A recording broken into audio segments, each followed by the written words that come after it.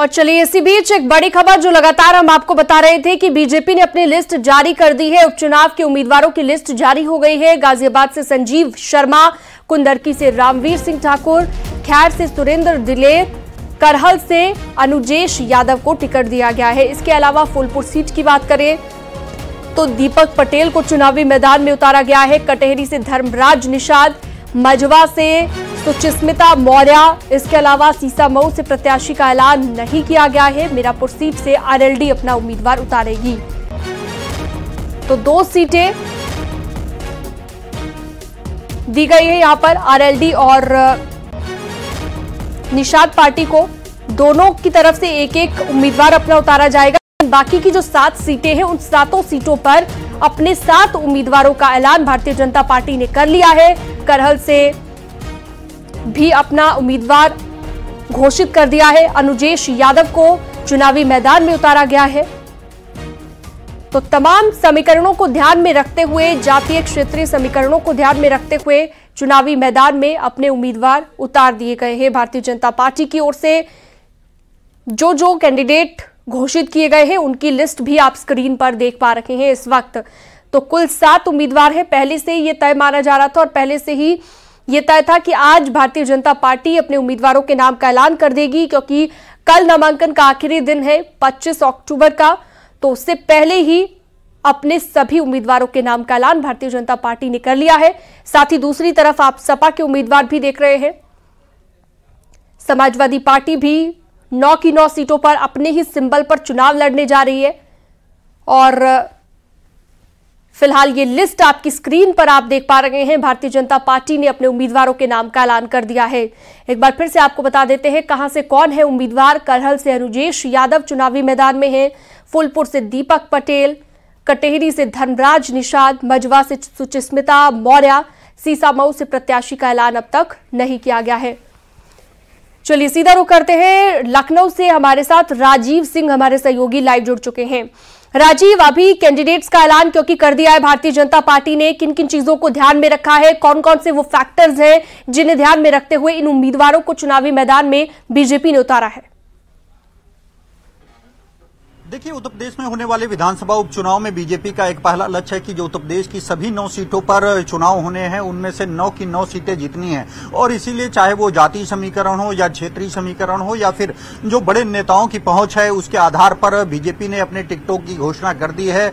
आपसे कुछ देर पहले सीसामऊ को छोड़कर बीजेपी ने जिन सीटों पर बीजेपी पिछली बार लड़ी थी उन सभी सीटों पर अपने उम्मीदवारों की घोषणा की है, जिसमें कटेहरी से धर्मराज निषाद को, तो मझवा से सुष्मिता मौर्य के नाम का ऐलान किया है। वहीं कुंदरकी से रामवीर सिंह के नाम का ऐलान किया है। और साथ ही साथ जो कुंजरेश यादव हैं उनका भी करहल से ऐलान किया गया है, जो कि धर्मेंद्र यादव जो कि समाजवादी पार्टी के बड़े नेता हैं उनके रिश्तेदार बताए जा रहे हैं। तो कुल मिलाकर बीजेपी कड़ी टक्कर समाजवादी पार्टी को देना चाहती है और यही कारण है कि उसने अपने उम्मीदवारों के नाम का ऐलान कर दिया है। हालांकि अभी सीसामऊ से बीजेपी ने अपने उम्मीदवार का नाम का ऐलान नहीं किया है, लेकिन उम्मीद जताई जा रही है कि कुछ ही देर बाद उस सीट पर भी ऐलान हो जाएगा। तो कुल मिलाकर बीजेपी की सूची का जो इंतजार किया जा रहा था वो सूची अब आ चुकी है और जल्द ही अब ये सभी नेता नामांकन करते हुए नजर आएंगे। दूसरी ओर अगर पिछले विधानसभा की बात करें तो इन सभी 9 सीटों में से 10 सीटों में से जिस जो मिल्कीपुर सीट है जिस पर चुनाव आयोग ने चुनाव की घोषणा नहीं की है, उनको मिलाकर अगर देखा जाए तो 3 सीटें बीजेपी के खाते में आई थी। वो गाजियाबाद की थी, वो खैर की थी। इस बार भी गाजियाबाद से संजीव शर्मा को उम्मीदवार बनाया गया है। तो कुल मिलाकर उनमें से 3 पर बीजेपी की जीत हुई थी, 1 पर आरएलडी, 1 पर जो निषाद पार्टी मझवा थी उसके उम्मीदवार की जीत हुई थी। और साथ ही साथ कुल मिलाकर जो गठबंधन सहयोगी दल हैं उनके साथ बीजेपी के खाते में 5 सीट गई थी और विपक्ष को 5 सीट गई थी। लेकिन इस बार बीजेपी ने सभी 9 में से 9 सीटें जीतने का लक्ष्य तैयार किया है और यही कारण है, चाहे वो सपा का गढ़ कुंदरकी या करहल हो, वहां पर भी बीजेपी सपा को मुंहतोड़ जवाब देने के लिए तैयारी कर रही है। और इसीलिए करहल से जो समाजवादी पार्टी के नेता हैं, वरिष्ठ नेता हैं धर्मेंद्र यादव, उनके ही रिश्तेदार को मैदान में उतारा है। तो अब देखना यह होगा कि बीजेपी का ये नया प्रयोग आने वाले चुनाव में कितना रंग लाता है। लेकिन अब क्योंकि बीजेपी के अधिकांश उम्मीदवारों के नाम का ऐलान कर दिया गया है तो अब से देर बाद वो नामांकन करते लेकिन राजीव, सीसामऊ और मीरापुर दो सीटें अभी भी रहती हैं और इन दोनों सीटों पर भी माना जा रहा है कि जल्द ही कैंडिडेट के नाम का ऐलान कर दिया जाएगा। कोई जानकारी मिली हो सूत्रों के हवाले से कि कितनी देर में यह ऐलान हो सकता है, कितनी देर में घोषित किए जा सकते हैं? क्योंकि इनमें से एक जगह पर तो निषाद पार्टी चुनाव लड़ेगी, दूसरी जगह पर आरएलडी। और देखिए, जो मीरापुर सीट है उस पर जो बीजेपी की सहयोगी पार्टी है राष्ट्रीय लोकदल के उम्मीदवार के चुनाव लड़ने की संभावना है, इसीलिए उस पर नाम का ऐलान बीजेपी नहीं बल्कि आरएलडी के द्वारा किया जाना है। हालांकि जो हमारे सूत्र बता रहे हैं कुछ ही देर में मीरापुर सीट पर भी आरएलडी द्वारा अपने उम्मीदवार का नाम का ऐलान कर दिया जाएगा। दूसरी ओर जो सीसामऊ सीट रोकी गई है उस पर अभी बीजेपी और निषाद पार्टी के बीच बातचीत चल रही है। उम्मीद जताई जा रही है कि उस पर ही जैसे ही दोनों के बीच बातचीत फाइनल होगी वैसे ही वहां पर भी उम्मीदवार के की घोषणा की जा सकती है। इस दौरान ये हो सकता है कि जो उम्मीदवार हो वो निषाद पार्टी का हो लेकिन सिंबल बीजेपी का ही हो, लेकिन निषाद पार्टी चाहती है कि उसे एक सिंबल पर चुनाव लड़ने का मौका मिले। अब देखना ये होगा। बिल्कुल, और यही वजह है कि संजय निषाद ने हाल ही में कल जेपी नड्डा से मुलाकात भी की थी और माना जा रहा था कि मुलाकात के बाद संजय निषाद मान गए हैं। तमाम तरह की अटकलें भी लगाई जा रही थी। हालांकि अभी फाइनल होना अभी बाकी है कि सीसामऊ सीट पर क्या होगा। संदीप पांडे भी दिल्ली से हमारे साथ जुड़ गए हैं, सीधा रुख करते हैं संदीप का। संदीप, वहां पर क्या हलचल बीजेपी के कार्यालय के बाहर नजर आ रही है, या फिर किस तरह से देखा जाए ये जो लिस्ट जारी की गई है, किन किन फैक्टर्स को ध्यान में रखा है बीजेपी ने? देखिए, भारतीय जनता पार्टी में काफी दिनों से सीटों को लेकर मंथन चल रहा था और आज 9 में से 7 सीटों पर उम्मीदवार उतार दिए गए हैं। इसमें 2 सीटें शेष रह गई, जिसमें मीरापुर सीट रालोद के खाते में गई, जबकि सीसामऊ सीट पर भी आज शाम तक उम्मीदवार की घोषणा कर दी जाएगी।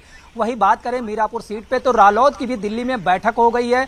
जयंत चौधरी ने खुद इसकी बैठक ली थी। उसमें जो मीरापुर सीट के प्रभारी हैं, रालोद कोटे के यूपी सरकार में मंत्री हैं अनिल कुमार, वो भी उस बैठक में शामिल हुए थे और लगभग सहमति बन गई थी। जो भी उम्मीदवार थे सबको यही संदेश दिया गया था, जो दावेदार थे, कि सभी मिलकर पहले तैयारी करे जाकर और जल्द ही प्रत्याशियों की घोषणा कर दी जाएगी और शायद रालोद आज ही अपने उम्मीदवार की भी घोषणा कर देगी। और पिछड़ा वर्ग से ये उम्मीदवार होने की पूरी संभावना है, क्योंकि रालोद और बीजेपी में जब सीटों को लेकर बंटवारा हुआ था तो दोनों को इस बात पर भी सहमति बनी थी कि जो 9 सीटें हैं उन पर इस तरीके से उम्मीदवार उतारे जाएं ताकि सामाजिक और जातीय समीकरण को भी साधने में आसानी हो सके। तो ये संदेश दिया गया था कि संभवतः पिछड़ा वर्ग से ही मीरापुर सीट पर भी उम्मीदवार होगा। जो भारतीय जनता पार्टी की अभी तक 7 उम्मीदवारों की सूची जारी हुई है उसमें भी पिछड़ा वर्ग का प्रतिनिधित्व भरपूर दिया गया है। बिल्कुल, तो अभी माना जा रहा है कि मीरापुर में भी जल्दी फाइनल कर लिया जाएगा कि कौन कैंडिडेट होगा। राजीव के पास एक बार फिर से चलते हैं। राजीव, लगातार हम देख रहे थे बैठकों का दौर चल रहा था, मंथन किया जा रहा था, चिंतन किया जा रहा था और कोशिश ये रहती है पार्टी की कि जिताऊ उम्मीदवार को ही टिकट दिया जाए। अगर बात करें इन 7 कैंडिडेट्स की, किस तरह से जिताऊ उम्मीदवार ये बनते हैं, क्या क्या इनमें खासियत है, जरा बताइएगा।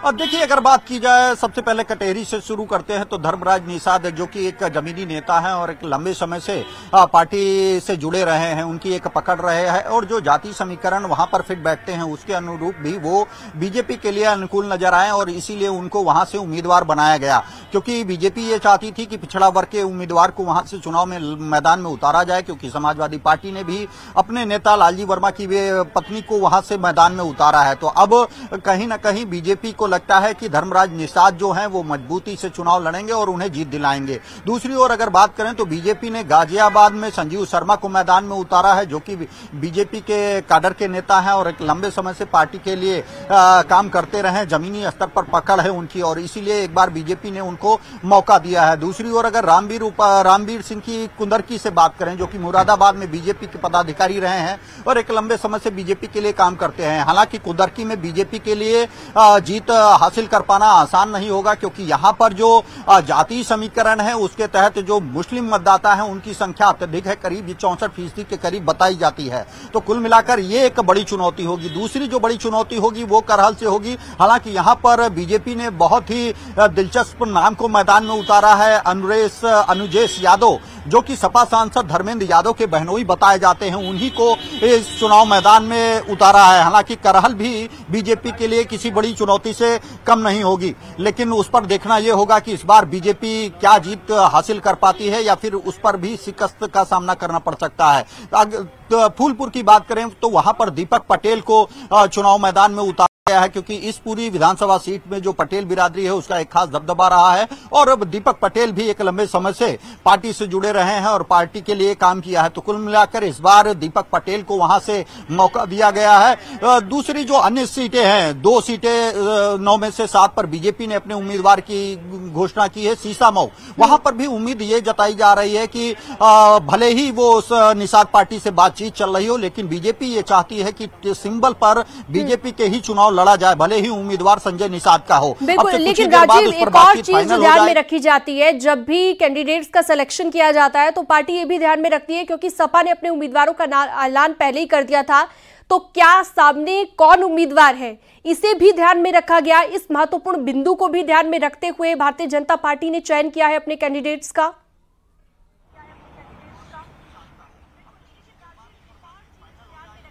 कर दो। बीजेपी पहले से ही उसकी नजर थी कि समाजवादी पार्टी किस विधानसभा सीट पर किस उम्मीदवार को उतार रही है और उससे जो बड़ा एक मजबूत प्रत्याशी हो सकता है जिस बिरादरी का, उस बिरादरी के उम्मीदवार को वहां पर उतारा गया है, जो कि समाजवादी पार्टी के प्रत्याशी को कड़ी टक्कर दे सके। उसी के अनुरूप आप देख सकते हैं, चाहे वो गाजियाबाद की सीट हो, वहां पर संजीव शर्मा को मैदान में उतारा गया है, चाहे जो फूलपुर की सीट की बात करें तो वहां पर दीपक पटेल मैदान में है। दूसरी ओर अगर बात करें तो अगर देखेंगे तो कहीं ना कहीं जो समाजवादी पार्टी की सीट है उनमें से मुस्लिम उम्मीदवारों को भी, जैसे कि आज ही कुंदरकी से पूर्व विधायक को मैदान में उतारा गया है। तो कुल मिलाकर बीजेपी ये जानती है और समझती है कि किस रणनीति के तहत समाजवादी पार्टी को इस चुनाव में कड़ी टक्कर दी जा सकती है, उसके तहत उसने इन उम्मीदवारों के नाम को मैदान में उतारा है, इनकी सूची जारी की है। अब से कुछ देर बाद ये नामांकन की प्रक्रिया को पूरा करेंगे और साथ ही साथ न सिर्फ अपने उम्मीदवार बल्कि चाहे वो आरएलडी के उम्मीदवार हो या फिर जो सीसामऊ से जो निषाद पार्टी का भी उम्मीदवार हो सकता है, उसको भी जिताने के लिए बीजेपी ने पूरी एक सोची समझी रणनीति तैयार की है, विशेष रणनीति तैयार की है। बीजेपी का लक्ष्य ये है कि चाहे बीजेपी हो या फिर उनके सहयोगी संगठन से लड़ने वाले उम्मीदवार, उन सभी को इस उपचुनाव में जिताया जाए। तो कुल मिलाकर 9 में से 9 सीटों पर अब एक विशेष तरह की रणनीति के साथ बीजेपी और उसके सहयोगी दल समाजवादी पार्टी को टक्कर देते हुए नजर आएंगे। अब देखना यह होगा कि 9 में से कितनी सीटें बीजेपी जीतने में कामयाब हो पाती है, क्योंकि ये आने वाला वक्त ही बताएगा कि किन किन सीटों पर जीत हासिल की जाती है। संदीप पांडे भी दिल्ली से लगातार जुड़े हुए हैं। संदीप, आरएलडी की बैठक को लेकर आप जानकारी दे रखे थे और आप बता रहे थे कि अभी आरएलडी की तरफ से थोड़ा मंथन किया जा रहा है और उसके बाद सीसामऊ और मीरापुर की जो सीट है, दोनों जगह पर स्थिति क्लियर कर पाएगी एनडीए। और ऐसे में अगर हम मीरापुर सीट की बात करें जिसे लेकर आरएलडी ने मंथन करना था, उसे लेकर कोई जानकारी, कोई लेटेस्ट अपडेट हो संदीप?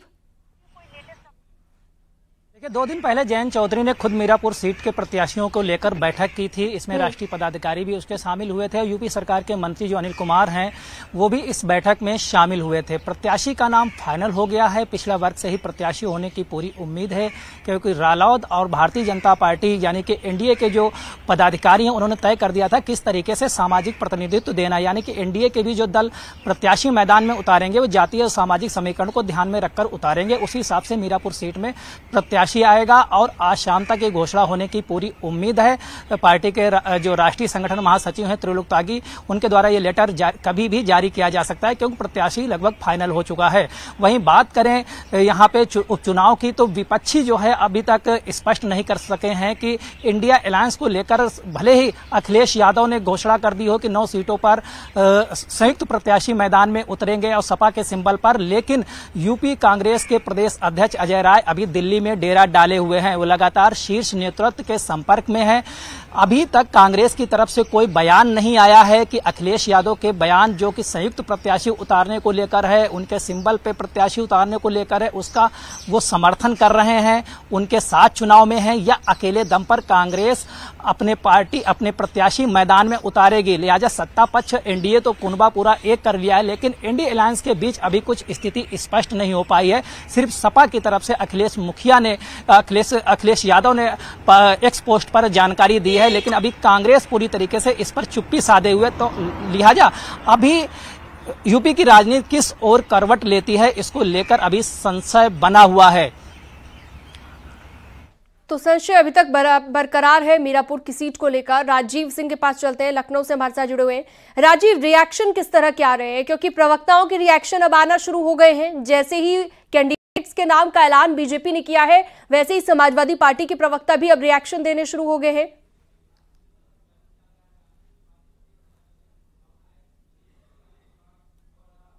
नेता एक दूसरे पर प्रतिक्रिया देते हुए नजर आ रहे हैं। जैसा कि हमारे सहयोगी संदीप बता रहे थे, कांग्रेस प्रदेश अध्यक्ष और कांग्रेस यूपी प्रभारी तो जरूर प्रयास कर रहे हैं कि उत्तर प्रदेश में कुछ सीटें मिल जाएं जिस पर कांग्रेस चुनाव लड़े, लेकिन जो कांग्रेस का शीर्ष नेतृत्व है, यानी कि जो गांधी परिवार के सदस्य हैं, चाहे वो प्रियंका गांधी हो चाहे राहुल गांधी हो, उन्होंने अब तक उत्तर प्रदेश में चुनाव लड़ने में कोई दिलचस्पी नहीं दिखाई है। इसीलिए कल तक अखिलेश यादव इस बात का इंतजार कर रहे थे कि अगर गांधी परिवार का कोई सदस्य उनको किसी सीट के लिए कहता है तो वो उस पर विचार करेंगे, क्योंकि विपक्षी दल ये मानते हैं, सपा ये मानती है कि बीजेपी 2022 में जिन विधानसभा सीटों में जीत दर्ज की थी, चाहे वो गाजियाबाद की हो, चाहे वो खैर की हो या फिर फूलपुर हो, वो अभी भी बीजेपी के लिए मजबूत है और उस पर लगभग। ठीक है राजीव, आप नजर बनाए रखिएगा, लगातार हम आपसे बातचीत करते रहेंगे, लेटेस्ट अपडेट हम लेते रहेंगे। और अब आपको सुनवाते हैं भारतीय जनता पार्टी के प्रवक्ता राकेश त्रिपाठी ने क्या कुछ कहा है कैंडिडेट्स के अनाउंसमेंट के बाद। भारतीय जनता पार्टी ने उत्तर प्रदेश में उपचुनाव के लिए कैंडिडेट्स का ऐलान कर दिया है और ये सभी कैंडिडेट्स समावेशी है, सर्वस्पर्शी है। भारतीय जनता पार्टी का वो नारा सबका साथ, सबका विकास, सबका विश्वास और सबका प्रयास, इसको साकार करने वाले हैं। भाजपा केवल नारा नहीं देती है बल्कि अपने हर काम में इसकी झलक दिखाई पड़ती है। भारतीय जनता पार्टी के सभी प्रत्याशी स्थानीय इकाइयों के साथ परामर्श करके घोषित किए गए हैं और ये सभी प्रत्याशी चुनाव में जीत हासिल करेंगे।